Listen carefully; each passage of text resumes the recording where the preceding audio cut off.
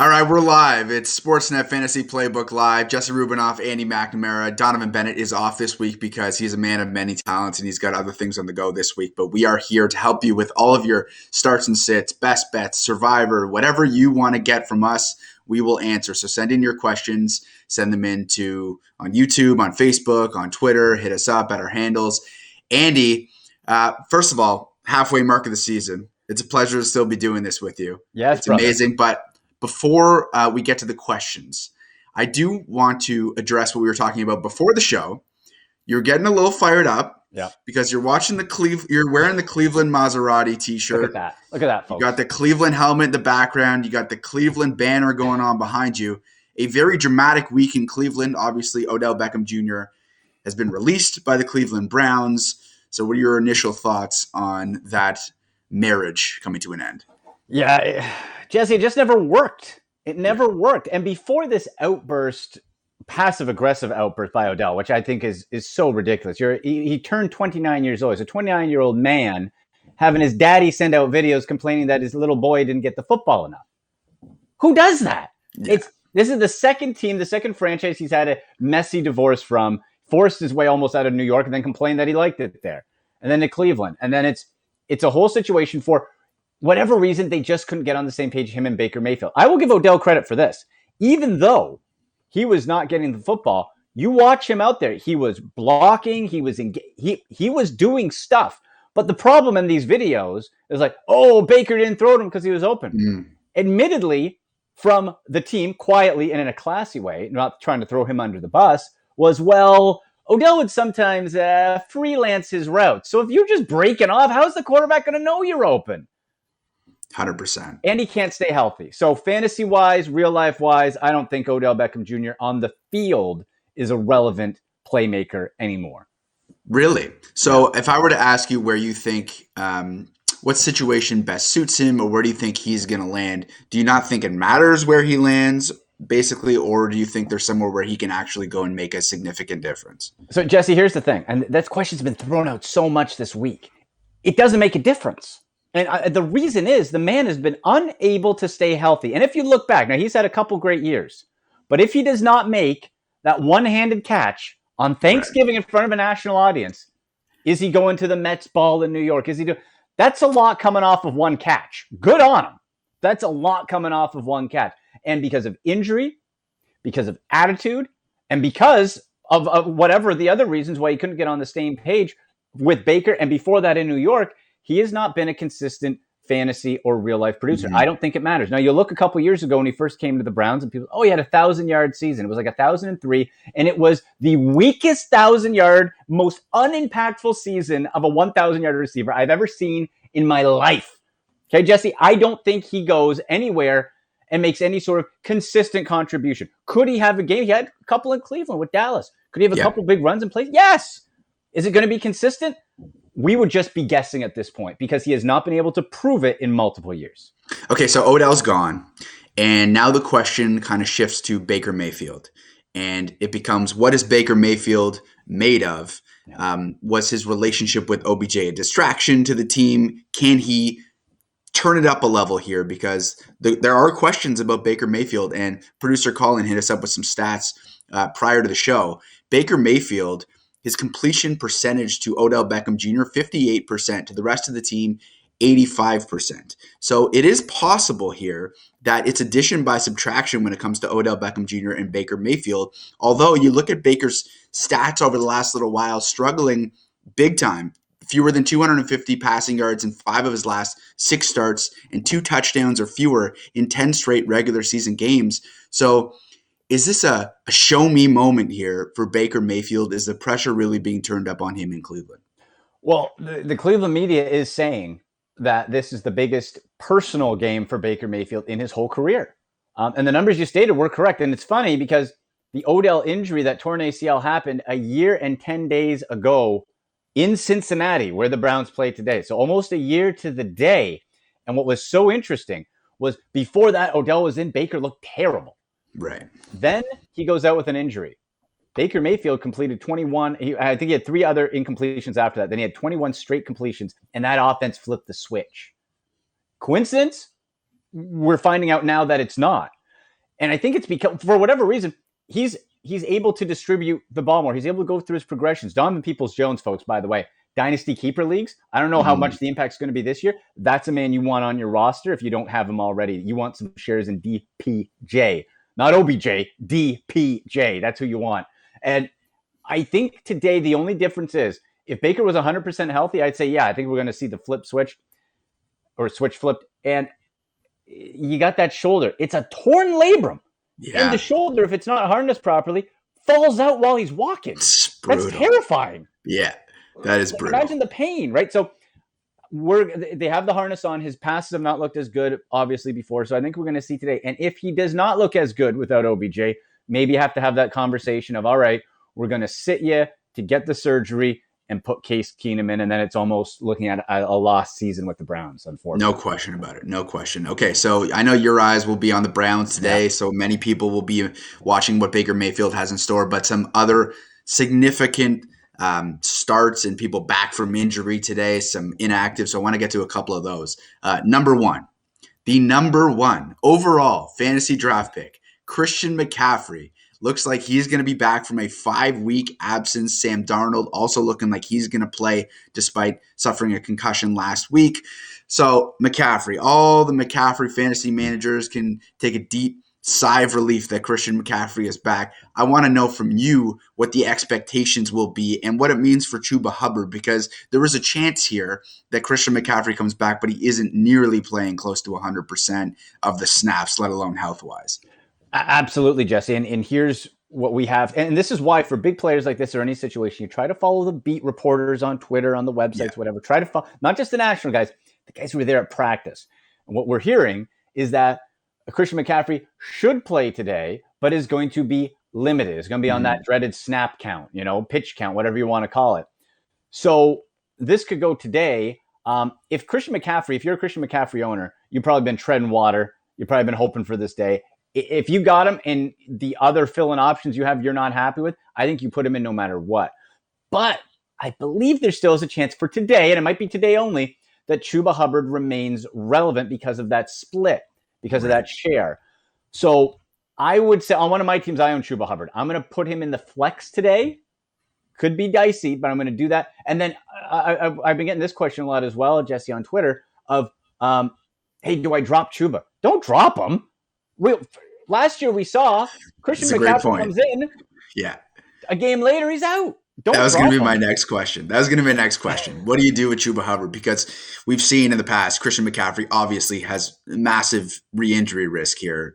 It's hard to remember a running back who has been this injury prone with sort of soft tissue injuries. And it's disappointing for, of course, Christian McCaffrey and the Panthers number one, but for everyone who drafted Christian McCaffrey first overall, that's got to be extremely difficult. But like you said, you can't just let Chuba Hubbard go because there is a pretty significant chance here that Christian McCaffrey re-injures that hamstring, right? Yeah, 100%. That he re-injures it. What we have seen with McCaffrey, when he comes back, it seems like he's full go. Like he doesn't have a real ramp up side. So if he is held back limited today, then by next week, you're not going to be playing Chuba Hubbard. But yeah, you want to be keeping him on your bench. That is going to be, you have to think of it this way too, Jesse. Who is a better replacement if Christian McCaffrey were to go down again? Who is going to give you more value that is on waivers that you would drop Chuba Hubbard for? The answer to me is pretty much no one. That's still the highest, most valuable handcuff you can have in all of fantasy football. So you have to find a way to keep him. Okay, a little bit of breaking news here. Per Adam Schefter, Tua Tagovailoa inactive today. I know he was expected to play, so this is a bit of a surprise. Tua Tagovailoa is inactive. I think he's dealing with rib and finger issues. So that means Jacoby Brissett is likely to be under center for the Miami Dolphins today. And Patrick, who's on the ball on Facebook, is asking, Tua, now we know he's out for the week. Andy, do you have any streaming ideas at quarterback? I know that I'm in a 12-team league, one QB, so standard league. And we still got Derek Carr floating around there on the waiver wire. We got Daniel Jones floating around there on the waiver wire. We know what his rushing upside is like. Ryan Tannehill, now with Derrick Henry, I think the Titans are going to be forced into being more of a passing team than they have been in the past. So in your mind, let's help Patrick out. And who are some of the streamers that he should be looking out for now that Tua is done for the day? Yeah, that is surprising and breaking news for sure, because this was lining up with Devontae Parker being put back on IR for a sweet Jalen Waddle, Mike Gesicki. Even like DraftKings wise, Jesse, I'm gonna have to go back after the show and adjust my lineup because I had a Waddle. Yeah, a lot of people did. Yeah, So now I still think there's a way Jalen Waddle can be productive. So at quarterback, I don't understand why people aren't jumping on Derek Carr and have been for weeks. I've been writing about it for a long time on the Sportsnet.ca articles. He just keeps producing. I know he's not the sexiest name, like Derek Carr, but you have to get past the name recognition. It's sort of like with OBJ. You're like, OBJ's really good. He was really good when he caught one pass on Thanksgiving. Derek Carr has been Well, Derek Carr's a pretty good fantasy quarterback now. Ryan Tannehill, to his point as well. Julio Jones back healthy. AJ Brown, however, not at 100%. So what does that look like? I think Matt Ryan also could be a nice play. A lot of people writing off Matty Ice. That could be another nice streaming option right there. So nothing is going to be ideal. But the thing is as well, what were you really expecting out of Tua? It's not like he's been playing better, but it's not like you're losing Patrick Mahomes or, who's also out this week, Aaron Rodgers. Yeah, I'm not going to get into that conversation just yet. Derek Carr has averaged 10.9 yards per passing attempt since John Gruden's resignation and Greg Olsen took over play calling duties. So that leads me to my next question, and it is sort of related with when it comes to quarterbacks. Are we looking at – so we talked about Baker, and Drew is asking Baker Mayfield here or – Teddy Bridgewater, who has been struggling. There have been calls to sort of see Drew Lock, what he's made of. I know he's got some turnover issues himself, but Teddy Bridgewater has really been struggling in Denver. Two struggling quarterbacks, but let's help Drew out on Facebook. He's wondering Teddy Bridgewater or Baker Mayfield. I wanted to confirm this as well, Jesse, because I was 99% sure, but Tyrod Taylor is back with Houston. Okay, opposite that Miami side. Now, again, he does have he's coming off a hammy himself, but he is mobile. T-Mobile. Right? T-Mobile, right? I would say for today only, I'd probably take Tyrod Taylor over Teddy Two Gloves. As an example, I think that's a nice streaming play. I think Kirk Cousins, who's really sort of come back down to earth, but against Baltimore, their secondary can be had. So I think Kirk Cousins might be another good type of streaming option there too. So those are a few other plays. And hey, we also have to figure out as well, if we're keeping with the quarterback theme, Jesse, Kyler Murray also probably not going to play. Yeah. This is what Mike's asking. You say with Kyler Murray potentially not starting in the late game, and certainly it does appear like Kyler Murray and DeAndre Hopkins will both not be playing due to ankle injuries. So Mike's asking, would you bench him and stream someone like Carr in an early game? I don't think there's any question. Yeah, I think you have to, right? Because from everything we've heard basically all week long, Kyler was going to try and give it a go, and then it turned sort of last night or yesterday. It really turned and it became an uphill battle for him to play. Doesn't look like that's going to happen. And I really don't think that you're getting much of a drop-off when it comes from Kyler Murray to Derek Carr necessarily in this spot, because Derek Carr's airing it out. He has been airing it out lately. 10.9 yards per passing attempt is no joke. So I would fire up Derek Carr with confidence here in this spot. Are you in agreement with me on that? Yeah, absolutely. And I think too, even if Kyler Murray was to go, if you're a true game time decision, we saw it last week with DeAndre Hopkins, where you might play two series, the ankle doesn't feel right, you come brutal out. So then you're stuck. Yeah. Right? There's nothing more frustrating. There's literally nothing more frustrating when you're watching these games and you have someone, especially when they're a star that you're expecting big things from, right? It's one thing if you have a Hail Mary flex in there and they get hurt during the game and it's whatever. You were expecting a potentially low floor anyways. But when it's someone like DeAndre Hopkins, you're expecting double-digit performance points from this week, that's disappointing. And you're watching that game, you're like, oh, it's brutal to have him on the sidelines, no helmet. Is he going to come back? You don't know. He's looking at you. Definitely, definitely a tough situation there. Okay, moving on to a tight end question. Now that we know that Jacoby Brissett is going to be under center for the Dolphins, Ariel Jacobs on YouTube is asking Dallas Goedert or Mike Gesicki. Now, about 5 minutes ago, it's a full PPR, by the way. 5 minutes ago, this was a pretty good question. And frankly, it is still a good question, but the circumstances have changed. So are we going Dallas Goedert or now Mike Gesicki with Jacoby Brissett? It was, if Tua was in, very close, almost a pick 'em. I think good either way. With Gesicki now going to be receiving from Jacoby Brissett, you got to go with Dallas Goedert, who, of course, with the Zach Ertz departure, has become the guy. So I would expect Jalen Hurts threw the ball so few times last week in that romp over the Lions. I think we will have to get back to some sort of normalcy. That seemed like a real one-sided outlier. So I think you go with Dallas Goedert, who even in that scenario has still put up low to mid-teen fantasy points over the last couple of weeks. So I think you go Goddard. Yeah, I'm in agreement too. It's not the same offense with Jacoby Brissett under center, and Dallas Goedert with the departure of Zach Ertz has been awesome. 70-plus yards each week with Zach Ertz gone. So I agree with you. I think you fire up Dallas Goedert with confidence there. Okay, SP on YouTube is asking, now that Tua is out, I love this because this is like immediate feedback to the news that we just got. So SP on YouTube is asking, now that Tua is out, do I bench Waddle for Darrell Williams or Zach Moss? This is for the flex position. So Waddle is currently in the flex spot for SP and asking if Darrell Williams or Zach Moss should take that spot. Zach Moss, 100% no. Take him right out of the equation. Williams, my ears perked up a little bit there, but then we saw a bit of a confusing timeshare with Derek Gore last week. About 11 carries. It was so confusing. Like Williams still produced. I still think you go Waddle. Like Waddle, especially without Parker, Jacoby Brissett's going to have to throw to somebody. Right. So as he's sort of like that nice high-end game manager, and what are those type of quarterbacks like? The quick release delivery out of the slot. That's what Jalen Waddle does. So I still think out of that scenario, while maybe we lower the expectations from what we were hoping from Waddle today, I still think he's going to be serviceable.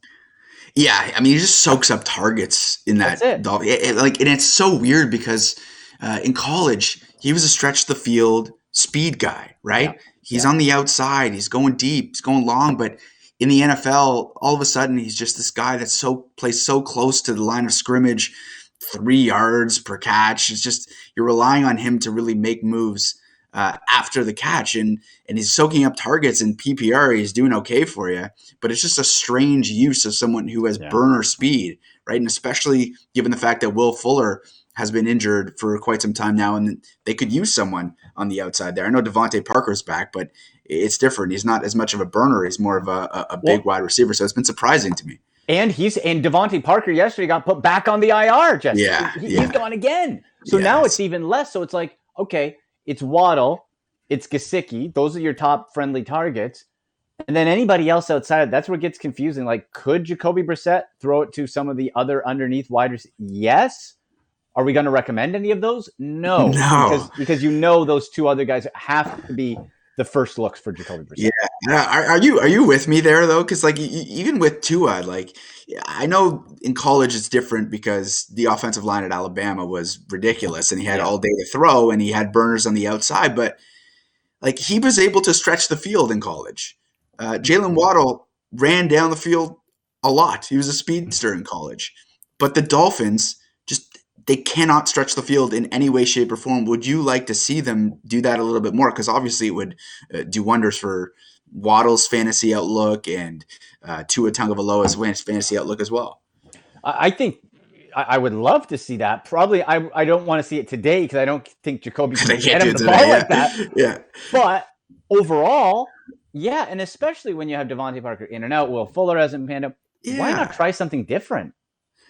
Yeah. The guy's done it. And Jesse, especially, he's done it in college with your current quarterback. So you can do it with those physical two pieces. Right. It's like you look at what Joe Burrow and Jamar Chase have been able to accomplish in Cincinnati. It's like, why can't that be the case in Miami? It should be, right? Exactly. Okay, more breaking news. This time from Ian Rappaport. James Robinson, who's dealing with a heel issue, is out today. James Robinson, I think most people were expecting James Robinson to be out. That means Carlos Hyde likely to soak up most of those snaps and touches. What does it mean for Carlos Hyde? Because There's a lot of serviceable backups in the NFL. I'm not sure at this stage of his career, Carlos Hyde can be looked upon as anything significant when it comes to the fantasy realm. I'm just not sure he has it anymore. No, it's Carlos Hyde at this point in his career. And really, if you think of it, his whole career, he only had flashes really ever, right? Like it was never any sort of consistent strain. He is a reliable running back, and that's not exciting. He's going to get you 3 yards to carry, right? He's going to get you 3 yards. If you put him in, you hope he punches in one from the goal line, but that's not a guarantee. He's an okay pass catcher. He's fine. He is, if he does not get you a touchdown, Jesse, we're looking at an 8-9 point day. Yeah. Nothing exciting about that. Nothing exciting about that at all. Okay, let's shift gears here to some wide receiver questions. Alex on YouTube is asking Emmanuel Sanders or Christian Kirk. Now, this one's particularly interesting because it looks like Christian Kirk's probably going to line up as wide receiver 1 for the Arizona Cardinals today, although it will be Colt McCoy throwing him the ball and not Kyler Murray. AJ Green is out due to COVID. He's in COVID protocols. DeAndre Hopkins looking like he's not going to play due to an ankle. So it's definitely an intriguing question because of Christian Kirk. And we know Emmanuel Sanders coming off a donut last week. So who you got there? Yeah. Oh, well, the Sanders one. Bizarre. And I got a lot of tweets today and questions for the fantasy show on Sportsnet Radio today. And it was like, oh, I'm panicking about Sanders. It's like, if we see a second consecutive 0, then we're concerned. But he's too good. He's too good of a season to worry about that. I love me some Christian Kirk. I have all year. With the Colt McCoy factor, Kirk out of the slot. Now, what's interesting is does his placement on the field change? Where typically he's in the slot and Hopkins is the outside guy. If Hopkins doesn't play, do they try moving him around? Does that hurt him with the Colt McCoy arm? I think the biggest beneficiaries of this Colt McCoy switch are going to be Chase Edmonds in the backfield and maybe James Conner because Colt's not running. And it could. I think Kirk is a doable flex. I would go with Emmanuel Sanders, though. I think that's a safer play, higher ceiling. Yeah, it was just such a bizarre game plan from the Bills. Like, I mean, ultimately they're doing well with whatever game plan they choose week in, week out. But it had been Emmanuel Sanders eating previously, and then Cole Beasley basically comes out of nowhere to soak up all of those targets. So it was a bit surprising, and you're bang on there. I think unless it becomes a trend, you can continue to fire up Emmanuel Sanders with confidence there. I want to stick with the Arizona Cardinals wide receivers. Connor is asking on YouTube, Devontae Smith or Rondale Moore. Now, Rondale Moore is another guy that could serve to benefit here because playing time has come sporadically in the past, but with potentially 2 wide receivers out for the Arizona Cardinals, Rondale Moore could get back in the fold here as the wide receiver 2 for the Cardinals. So who you like there? I like Rondale Moore as a player overall. I like his future. I like his potential. I think when you look at a backup coming in, and Colt McCoy's been a backup for a long time, you simplify the game plan. So Rondale Moore at this point, he can be dynamic, but he's more of those like big flashy play or get him in some roundabout, some gadgetry. And so I think if we think about this from a simplistic standpoint, who can Colt McCoy get the ball to quickly out of his hand and make the offense still go? I think that's Christian Kirk. I think that's Chase Edmonds as the main ones. Can Rondale Moore benefit from it and probably get a few more looks? Yes. Do I think that if he doesn't score, it's going to be a good fantasy day? I don't. Like, he's going to have to really break one. And when you rely on, he needs a huge play. Or like CJ Uzoma we talked about, you have to get 2 touchdowns. Well, those are big what ifs. So I would say I would fade on Rondale Moore for today. Okay, another little breaking news. This is a defensive breaking news, but it does have implications. Harrison Smith, Vikings safety, COVID protocol. Oh, boy. So it looks like he's going to be inactive against the Ravens, and that just opens things up that much more for Lamar Jackson and the Ravens today. 6-point favorites hosting the Minnesota Vikings. Mike Zimmer hasn't faced Lamar Jackson in Lamar Jackson's 4-year career, so maybe the element of surprise working in Lamar Jackson's favor there. Donovan on Twitter Found the time to write in and ask, what should OBJ owners do? How does this impact Baker Mayfield's value? Are the Browns a complete mess? Asking for a friend. Yeah, I think you know where he's going there. He's trying to troll Andy a little bit there. He was we touched on some of the OBJ stuff earlier, but yeah. You cut OBJ. Okay, so I had this take, I guess, on Tim and Friends earlier this week, and I know you said that you don't think OBJ can really be a star anywhere he goes, or even really a contributing member of a productive offense. But there's one sort of pipe dream for me, and the Kansas City Chiefs have been trying to find a third playmaker in that offense all season long. And McCole Hardman hasn't worked. Marcus Robinson hasn't worked. Josh Gordon hasn't worked. They can't figure it out. So to me, you need to find a way to draw attention away from Travis Kelce and Tyreek Hill. And Odell Beckham Jr., although he hasn't been the same player since basically 2016, is still a threat. So are they a dark horse that maybe if he goes there, that can open things up for an offense that, like, surprisingly has been struggling for a while now? I think it would make sense for Kansas City to kick the tires. Here's something that I've found out from my Cleveland Connections guys, okay? It's this. The beat reporters who watch him at practice, who study him in a game, what they told me, if you just watch him run, he still looks quick. They said his burst is gone because of the injuries, coming back from the ACL, and he had the high ankle, the knees, and all that. They said his burst is gone. And what that means, what they said was, right off the bat, the ball gets snapped. He doesn't have that same jump. He doesn't have that same jump to get around the guy and get open.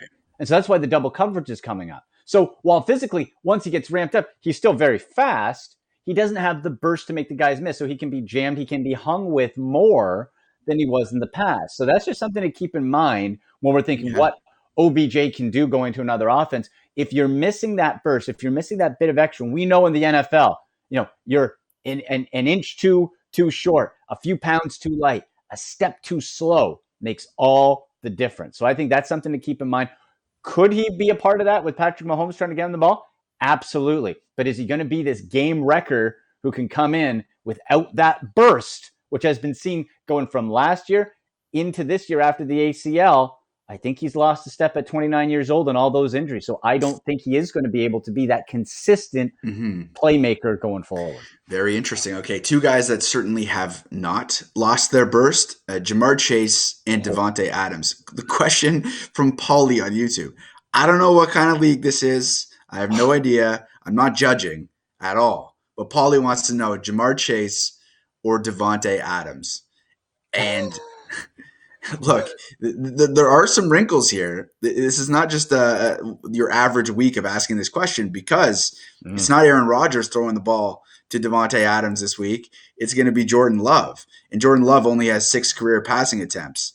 So we've seen the connection that Jamar Chase has with Joe Burrow. Devontae Adams, consistently a wide receiver 1, basically the top overall wide receiver in fantasy. Is he still this week? Is it enough to start him over Jamar Chase? I guess, first of all, for Paulie, what size of your championship ring? What ring size are you? Are you kidding me? Yeah. Wow. Typically each week, if you got a choice, obviously, listen, I want to know, so if you're saying Chase or Adams, like, who are you leaving out? If you have 2 wide receiver spots, both should be in there. Like, what's the better choice? Like, get both into your lineup. I don't see how you'd have better options to not have both in your lineup. That being said, to answer the question directly, you go with Jamar Chase this week because he's been absolutely sensational. The Browns' defense can be had against big plays. And they have Joey Burrow, who is playing sensational compared to Jordan Love. Now, Adams is going to get his targets. He has to. But is it going to be to the same level? Jesse, remember this. We're living in a world where Mike White balled out. So why not? I was crushed when Mike White got hurt on Thursday. Oh, you just want to see, you just wanted to see if he could replicate what he did. Last week. And football fans didn't get a chance to see that. We'll see what happens moving forward. Zach Wilson coming back into the fold, obviously. But that was disappointing for me. Poor Mike. No doubt. Okay. D. Piazza on YouTube is asking us to pick 2 here. Hunter Renfrow, Christian Kirk, or Kadarius Toney. Now, I believe last I saw, Sterling Shepard will be out today. Kenny Golladay is expected to be back in the lineup for the Giants. And Kadarius Toney's been a little bit banged up, but we have to pick two. So you go on Renfro, Kirk, or Toney. Jesse, I wrote down on a piece of paper today, and I'm going to tweet it out later, off of the great film starring Kevin Costner as Sonny Weaver Jr., Draft Day. I wrote down Hunter Renfro in my flex no matter what. Hunter Renfro no matter what, and I double underlined it. That's who I want in my flex. Hunter Renfro, all he does is get you in the teens fantasy points in full PPR. That's all the man does. I don't know what else you want him to do for you. If you want him to cook you dinner or something, that's all he does. And he's right there for you. He can be in your life today.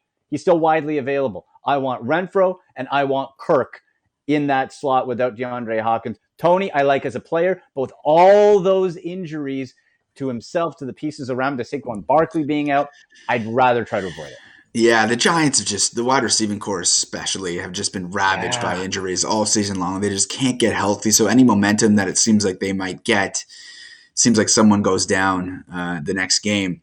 Okay, Jack on YouTube, as we shift here to running backs. Chase Edmonds, Khalil Herbert, or Darrell Williams. Now, we were hyping up Darrell Williams last week a lot, and then Derek Gore, who's basically a practice roster guy, practice squad guy, comes in and steals touches from Darrell Williams.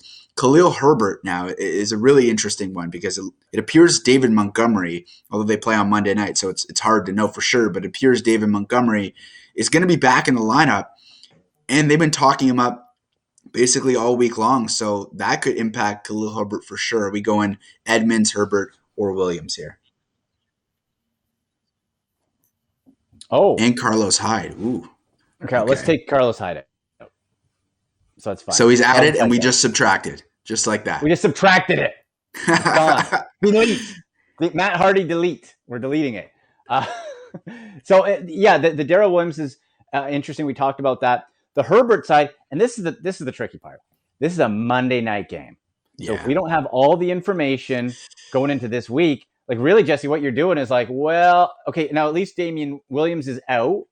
David Montgomery in. Is he coming back full? Is he coming back partial workload? It's a lot of questions. So I think then we take out Herbert also. So if we eliminate those guys, who is the other one in there? It was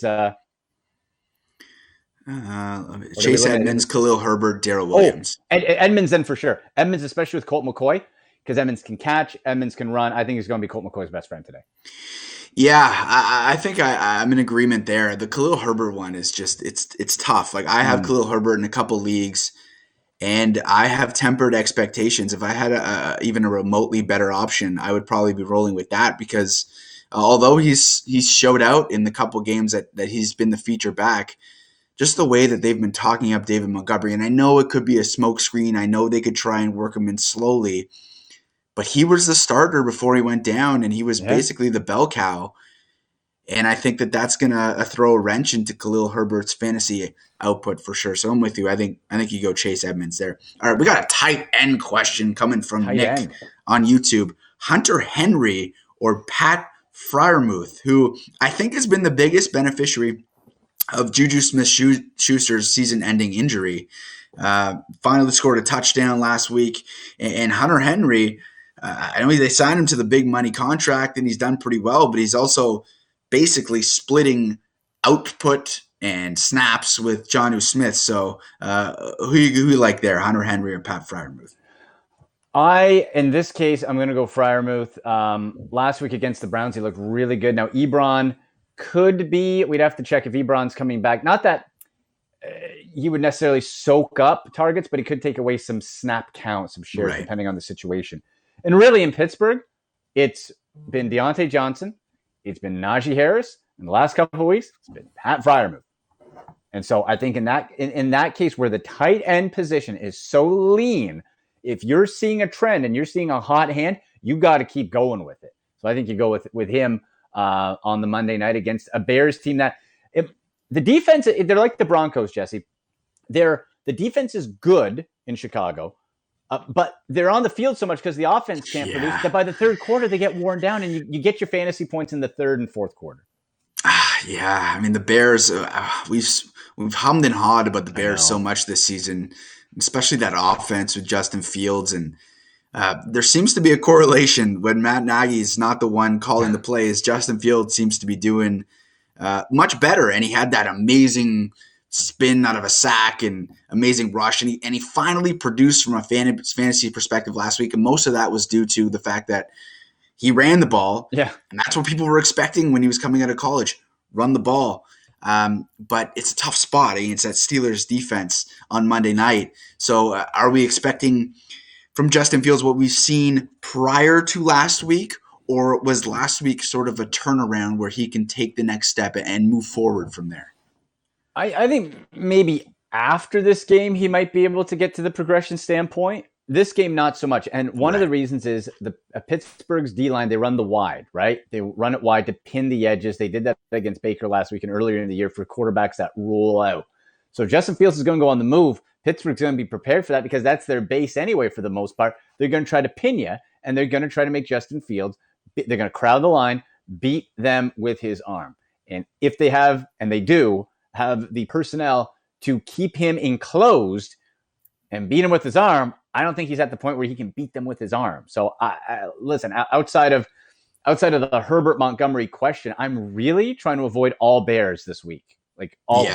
Yeah. It's just a difficult spot against a very good Steelers defense. And it's a great point about pinning the edges. If Justin Fields isn't going to be able to run and they're going to key on that, then he's going to be forced to beat the Steelers with his arm.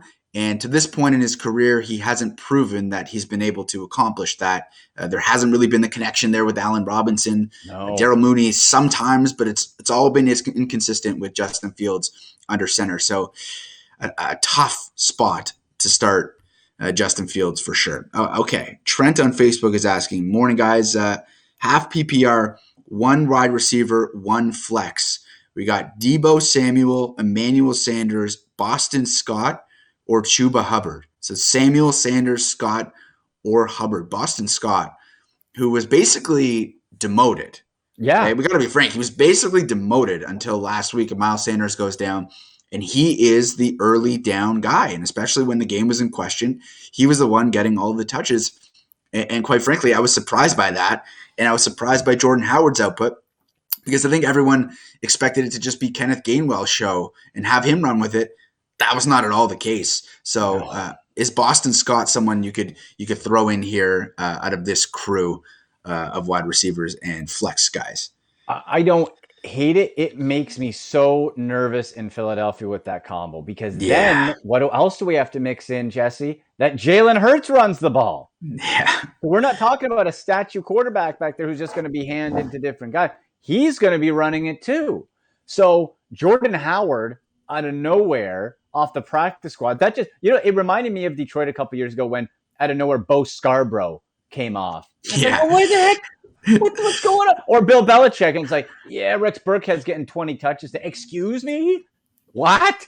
Yeah. Right? Like, it's very unpredictable. So right now we have Gainwell, Scott, Howard, and Hurts, who can call his own number first. So where do we go? Boston Scott, I think, as a flex is a reasonable ask. I would try to avoid that whole backfield situation. So with that, who are the other options? We have the wide receivers. There was we have Deebo Samuel, Emmanuel Sanders, Boston Scott, Chuba Hubbard. I mean, Deebo, if he plays, you're starting him 100%. Like Deebo and Sanders, Emmanuel Sanders, I think are the plays here. Yeah. Jimmy G's back healthy. Yeah, Deebo's questionable, but you got to track that, of course. But if he goes, he's a WR1. So I think you go with those two. If something is like, hey, Deebo's not going to play or he's going to be very limited, it comes out before kickoff, then I think you go the Boston Scott route. Yeah, I'm totally in agreement with you on that. Okay, Albert on Facebook is asking or saying, had Chuba starting with McCaffrey in the injured reserve, do I start McCaffrey or stick with Chuba? Other bench running back possibilities are Javonte Williams and Tony Pollard. It is a half PPR league. I'm going to answer this one. You tell me if I'm wrong.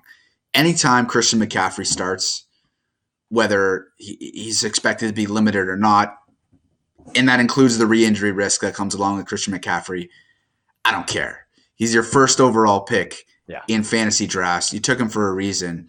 I think if he gets 70% of the snaps, he's probably going to outdo any of these other options. So I would go with Christian McCaffrey, regardless of the situation, assuming he plays in the game. Has to be done. Has to be done. Imagine you don't. Imagine you don't. Right? You'd be kicking yourself. We saw even last year when McCaffrey comes back, he has proven he can go. There's no ease back for him. Now, is that different from this injury? I don't know, but he's proven in the past coming back from injury, he goes and he is full go.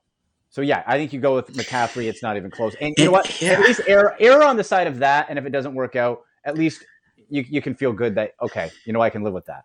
Yeah, it's not just McCaffrey here in this question. It's the fact that the other guys don't necessarily have that crazy upside that you would be expecting, right? If it was more of a boom bust type of player, then at least it would be worth more of a conversation. But Javonte Williams, look, over the course of the year when the Broncos fall out of the playoff contention, he should probably be getting more of the touches. But to this point, that's not the case. He's splitting it almost evenly with Melvin Gordon. So you're not going to have that upside there. Tony Pollard, same situation. He's getting 10, 12 touches a game, but that's a capped upside as well. So in any of these cases, if Christian McCaffrey plays and you have him on the bench, and I can envision a scenario where he scores twice, he has 8 catches out of the backfield, something like that's going to happen, you got to start him. I don't even think it's much of a question. No doubt. I'm glad we're in agreement in that way. Okay, Marcos on Facebook, half PPR, Jarvis Landry, T. Higgins, Cole Beasley, or Christian Kirk. He's going to a follow-up question as well, but let's begin with that. Landry, Higgins, Beasley, or Kirk. All options that seem to me to be right around the same area of production. So this is a very good question, and a lot of different situations here. We've addressed the Christian Kirk. He's going to be lining up as wide receiver 1 for the Cardinals. Cole Beasley showed out last week. Jarvis Landry is the one for me where the production just hasn't been there for a long time, like a long time. He had some critical drops in last week's game too. I know that you probably weren't too fond of those. Yeah. So I would remove Landry from this right off the hop, but who are you choosing from the 4 options here? Yeah, Landry's not healthy. He's super tough. We know that. And he's a class act. But he's injured. He's a couple knees. There's like a shoulder thing. So he's not near 100%. So what we have to look at in this occasion of, Jesse, who's going to get the most opportunity? We say it all the time, right? Opportunity equals success in fantasy football. Who's going to get the most opportunity? Now, Landry will get a lot of targets potentially, but he's not at 100%. So we take him out. So now we look, okay, well, Christian Kirk. What were we talking about before? He's going to get a lot of those looks. Now, Cole Beasley, the only concern I have with Beasley is that he typically is number 3 on the order. Dawson Knox still out. Diggs, Sanders, Beasley. Now, last week, Beasley got 13 targets, 10 catches. And I said right here on the show, I don't like to pat myself on the back. I'm Barry Horowitz here. I'll do it. I said Cole Beasley. He got over 100 yards. So there you go. But is that going to happen again? Can we expect Emmanuel Sanders to get no catches? And that seems ridiculous. So with him being 3rd on the option pass chart in what should be the eyes of Josh Allen, I think you go Christian Kirk here because he should be the first look when it's not a running back. Yeah, I'm waffling here between Christian Kirk and Cole Beasley, if only because it might be possible for more than 2 Bills players to eat today. No. Right. And they might put up a lot of points. Obviously, you get in a situation where it's sort of a blowout and they start running the ball more and running the clock. And you could run into that scenario too. But it is a possibility that Cole Beasley, Emmanuel Sanders, Stephon Diggs all perform well. And especially because Dawson Knox is out of the lineup too. But I'm in agreement with you. I think they're going to find a way to try and get Christian Kirk the ball. So I'd go Christian Kirk there too. Marcos also wants to know Justin Herbert or Joe Burrow. Herbert, just a couple weeks ago, Andy, literally like maybe 2 weeks ago, Justin Herbert was a top 3 MVP candidate. And he has come out the last 2 weeks, and it has not been pretty in any way, shape, or form.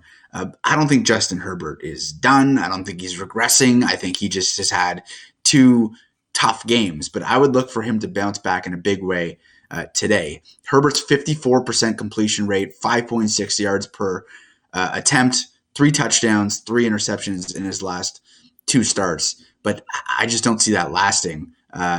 Who you going, Herbert or Burrow in this situation? Yeah, I truly think that the viewer texter in is in a tremendous spot here. Justin Herbert's a Yes. stud. Yeah. Now, Joe Burrow, with all the great numbers he's been putting up, if you look at the fantasy point output, he's also thrown 9 interceptions. So, not to say he's not overcoming, he's not afraid to sling it. I understand that. But it feels like his ceiling right now is in the low 20s, which is totally, you give me 21 to 23 fantasy points every week, I'm happy. That's good. That's consistent.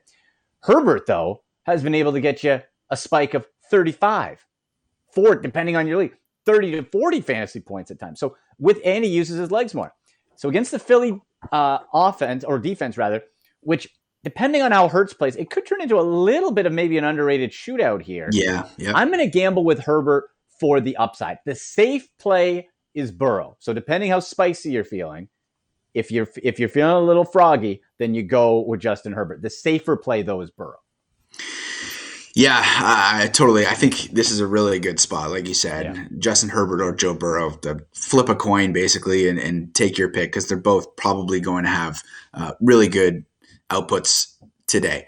Okay, it's 49 minutes into this chat, and we haven't addressed something that I think is a massive topic of conversation. Obviously, Derrick Henry is gone for the year. Oh. And we haven't had any questions about Derrick Henry just yet, or Jeremy McNichols, or Adrian Peterson.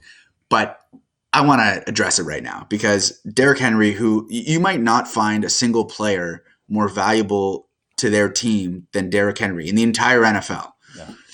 And now you get in a situation where it's Jeremy McNichols, who has been a guy historically who is a passing down guy. Is he going to be the feature back? Is 36-year-old Adrian Peterson going to come back from the dead and perform well for fantasy managers?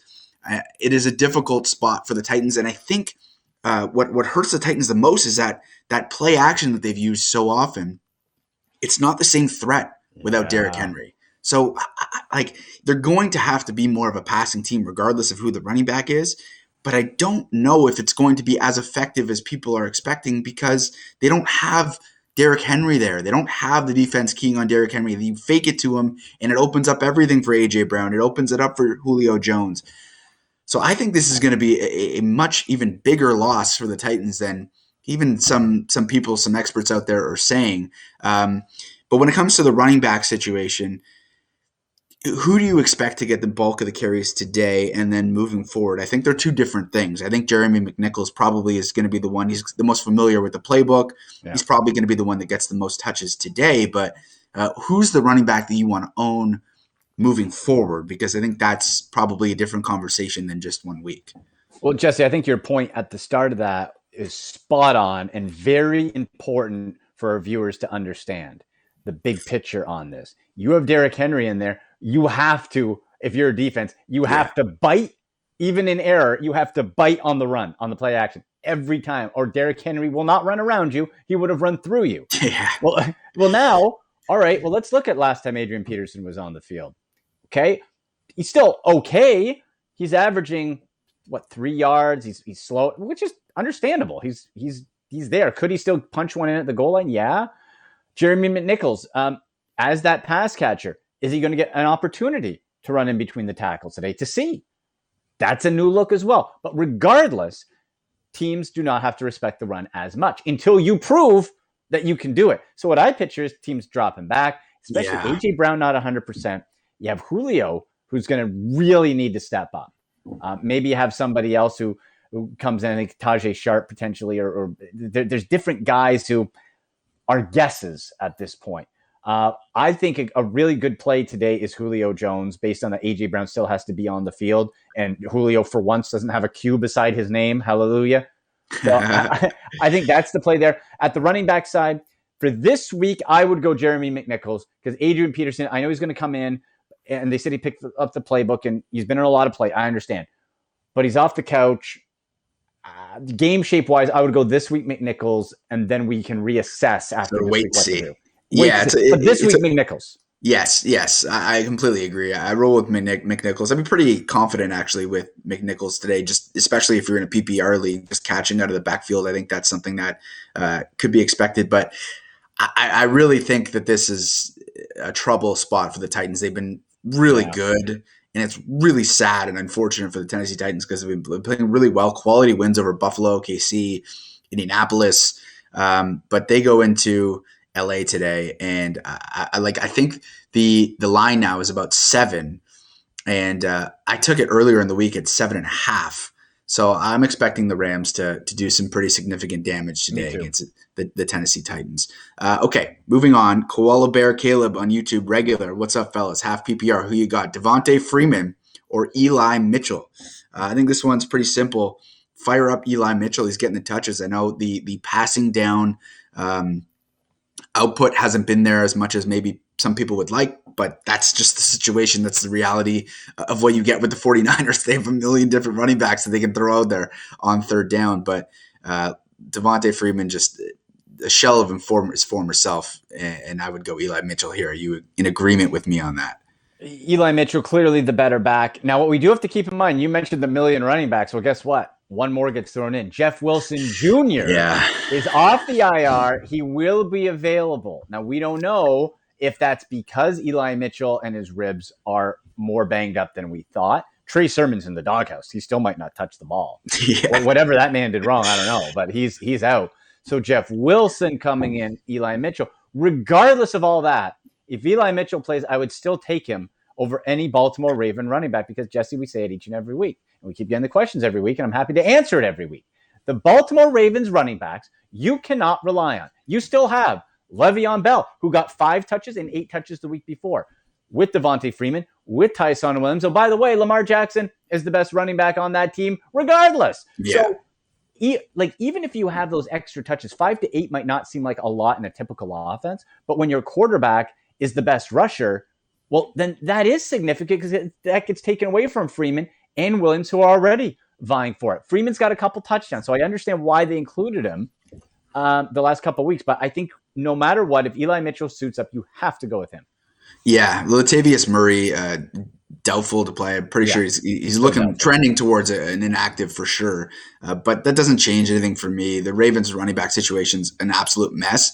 Although, credit to Koala Bear because these are the 2 running back teams where they are the worst and most confusing situations. So I pity Koala Bear when it comes to choosing between a Ravens running back and a 49ers running back as well. It's tough. George Kittle back from week 4, a week 4 calf injury.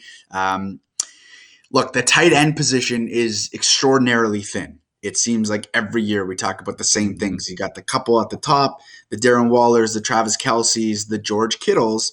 Now, Kittle hasn't scored a touchdown since, I believe, week 6 of last season, but it's George Kittle, right? I mean, you still got to fire him up if you have him because the alternatives likely are not pretty.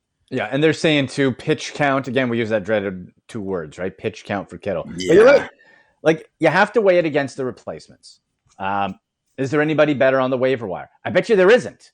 So you're probably not going to go that way. Now, one tight end I'm personally streaming because I have TJ Hawkinson out in one of my leagues. I picked up Tyler Conklin of the Vikings as a streaming option. Now, I'm not saying you play him over Kittle, but for those looking for tight end help, that's a widely available guy who's been worked in more into the offense the last 2 weeks and has got you 10 to 11 fantasy points each of those weeks. That's without scoring a touchdown, and that's important to say because if you score the touchdown, you get that, okay, there's nothing.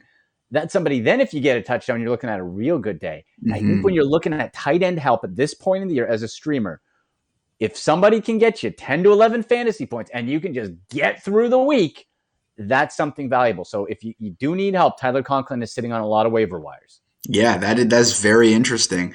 Andy hitting us hard with the tight end streamers. Okay, I just want to get to a couple questions here. We're running out of time, but I want to just go sort of rapid fire here. SP fans, good morning. Do I wait it out with Kyler Murray or pick up someone like Danny Dimes, Tua Tagovailoa, who's now out, Jimmy Garoppolo or Baker Mayfield? I don't think you can wait it out with Kyler any longer. No, I don't. It doesn't look like Kyler Murray is going to play. So that's basically a question between Danny Dimes, Jimmy Garoppolo, or Baker Mayfield. And for me, although Jimmy Garoppolo had a really good week last week, the rushing upside of Danny Dimes is very enticing to me. So I would lean Daniel Jones in this spot. What about you? I'm with you as well. Just that rushing upside. And remember, even when Jimmy Garoppolo was viewed as good, he could still put up 9 fantasy points. Like, he's put up multiple single fantasy point games just because of how that offense operates. Yeah. Right. So, like, Jimmy G had that one off last week. I can't, with any sense of reliability, say that he's going to do it again. I can't say that. So I think, Daniel Jones always gives you the leg option and garbage option. I think you go him. It's amazing how Jimmy Garoppolo, anytime it seems like the leash might be getting a little short and people are calling for Trey Lance, steps up, makes a clutch couple plays, and they end up winning the game. So you got to give credit where credit's due. Jimmy Garoppolo's coming up big for the 49ers to stave off the first-round pick in Trey Lance. Okay, just a couple rapid fires here before we wrap up. Aiden on YouTube is asking, Deebo Samuel or Javonte Williams? We do know that Deebo is questionable, but leaning, I believe, towards playing. So if he does play, you got to go Deebo Samuel in that spot. No Okay. Aaron White on YouTube is asking Teddy Bridgewater or T-Mobile Tyrod Taylor. That is an interesting one. I like the mobility of Tyrod Taylor, and I think people are looking at the Texans and what they've done the last couple weeks since Tyrod Taylor is out. Not the same team, not the same offense, at least, with Tyrod Taylor under center. I like the rushing ability, too, of Tyrod Taylor. He was pretty good from a fantasy perspective before he got injured. So I like Tyrod Taylor there. How about you? Yeah, he had that hamstring issue. So coming back from that, does that limit him? Could he re-injure it? Yes. But the alternative isn't great. So I think you take the upside with Tyrod Taylor. Just be prepared. It's probably not going to be a great fantasy day on either front. Yeah, I think Teddy Bridgewater, there are some calls there for maybe a Drew Lock sighting in Denver. It goes from rough to rougher, but Teddy started out like a house on fire this season and hasn't been the same in the last month or so. So disappointing for Denver Bronco fans and anyone who has Teddy Bridgewater on their roster. Marcus Johnson on YouTube is asking PPR flex, David Johnson or Jerry Jeudy? No. David Johnson, some people started him last week. It was an absolute disaster. He even with Tyrod Taylor back, it's one of those running back situations in the NFL, similar to the 49ers and Ravens. You have no idea any given week who's going to be starting. So even though Judy's slowly working his way back from injury, I think you got to go Jerry Jeudy there. I would almost go at vacant roster spot than David Johnson. like almost. Like, he's so, like, come on. Rex Burkhead. Find someone else. Rex Burkhead. There's still 4. You get rid of Ingram, there's still 4 guys there. You can't count on them. And Jerry Jeudy, like you said, long absence since week 1 came back. 4 targets, 4 catches, right? And so now I would think the workload should be increased with him. Jeudy, no doubt. Any other day, folks, if you have a David Johnson question, the answer is no, and do whatever else you're doing. I think that's safe. That'll save you a lot of time. So good. Okay, Brandon on YouTube. Boston Scott, Carlos Hyde, Mike Davis, Tim Patrick. Acknowledges that they're not great options, but needs a flex. Scott, Hyde, Davis, Patrick. I can go Boston Scott. Tim Patrick I really like, but with Jeudy back, you can get rid of him. Hyde's like a second, but I just think Boston Scott gives you more upside, especially if it's PPR. Like, Hyde's just, this day is screaming like 8 fantasy points for Carlos Hyde to me. Yeah, I agree. You go Boston Scott there, although temper the expectations because you never really know, especially with Jalen Hurts at quarterback. It's difficult to rely on any Eagles running backs. Tina on Facebook, DJ Moore or Robert Woods PPR. Sam Darnold is going to be in the lineup today, but Bobby Trees, Robert Woods has been doing some special things. And if you were able to buy low on Robert Woods earlier in the season, you did well for yourself. This is a tough one. I'm going to have to think about it for about 10 seconds or so. So why don't you answer first, DJ Moore or Robert Woods? Yeah, Robert Woods. That Rams offense is spectacular. Robert Woods. I'd feel comfortable Cooper Kupp, Robert Woods, and Van Jefferson. Like, if we're talking DraftKings, I'd do a triple stack. It's like almost seriously. Like, I don't recommend that, obviously, but almost to a point where, like, you can line these guys up and you can all get double-digit fantasy points out of it. Like, Robert Woods for sure. And Van Jefferson too. Now with Deshaun Jackson out of the picture, he's nestled in there to that wide receiver 3 spot with the Rams. So that's pretty good. Okay, moving forward here with this rapid fire quickly. I know, Colin, we got to wrap up soon. I'm just want to service the people. That's Justin on Facebook needs some help. Henry or Kittle for tight end today? I think it's Kittle. Yeah. And if it's Henry, which it's not, Kittle or Eli Mitchell in flex, I'm going Kittle there. Despite it being potentially a snap count, I still think he's the one to go with there. Yeah, especially with Debo banged up a little bit. I think you got to go Kittle. Okay, Jay Posey on YouTube played Javonte Williams over Herbert, hearing that Monty is likely to return. Very, very good question. Yes. I believe you do. I think you have to. Javonte Williams, I think his caseload is or touches is going to continue to grow as the weeks go on. I'm still not expecting great things from him, but the Herbert and waiting till Monday night for the David Montgomery thing really scares me. So I would go with Javonte Williams there just to be safe. Especially with Pittsburgh's run defense. And like we said, they're going to be pinning. They're going to make you throw. Watch Monday night. They're going to make them throw. So while I really like Herbert, I think you go Williams. But again, like with this, like we say Williams, but again, don't be surprised if you're getting like 8-9 fantasy points. Like this is not going to be a great choice either way, but it's the safer play.